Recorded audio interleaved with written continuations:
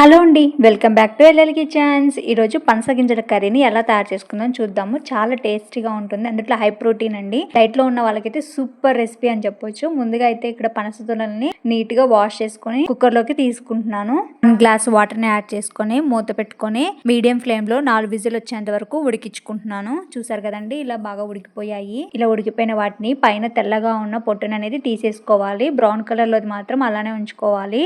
గింజలు ఉడికినప్పుడే పొట్టు అనేది ఈజీగా వస్తుంది. పై పొట్టును మాత్రమే తీసుకోవాలి, వైట్ కలర్లో ఉన్నది. కొంచెం ఈ పొట్టు తీయటం ఒక్కటే ప్రాసెస్ కష్టం అనిపిస్తుంది, కానీ టేస్ట్ మాత్రం కర్రీ చాలా బాగుంటుంది. ఇలా అన్నీ తీసేసుకున్నాను నేను. ఒక పెద్ద సైజ్ ఆనియన్, ఒక పెద్ద టమాటాని సన్నని ముక్కలుగా తరిగి తీసుకోవాలి.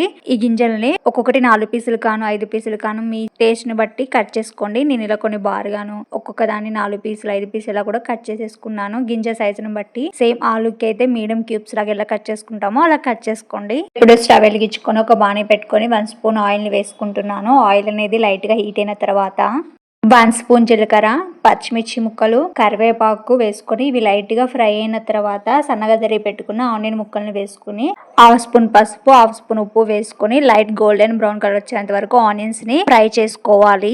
ఆనియన్స్ ఫ్రై అయిన తర్వాత టమాటా ముక్కలు వేసుకొని అందులోనే 1/2 టేబుల్ స్పూన్ అల్లం వెల్లుల్లి పేస్ట్ వేసుకుంటున్నాను. అంతా ఒకసారి బాగా కలుపుకొని మూత పెట్టుకొని టమాటాలు మగ్గేంత వరకు మగ్గించుకోవాలి. టమాటా ముక్కలు కూడా మగ్గిపోయాయి. ఇప్పుడు ఒకసారి బాగా కలుపుకొని 1.5 స్పూన్ కారము, 1/2 స్పూన్ ఉప్పు, 1/2 స్పూన్ గరం మసాలా వేసుకొని ఒకసారి బాగా కలుపుకొని ఒక 2 నిమిషాల వరకు ఉడికించుకోవాలి. నిమిషాల తర్వాత పనసగింజలను కూడా వేసుకొని ఒకసారి అంతా బాగా కలుపుకొని మూత పెట్టుకొని 5 నిమిషాల వరకు ఉడికించుకోవాలి. అప్పుడు ఉప్పు కారాలు అనేవి ముక్కకు బాగా పడతాయి.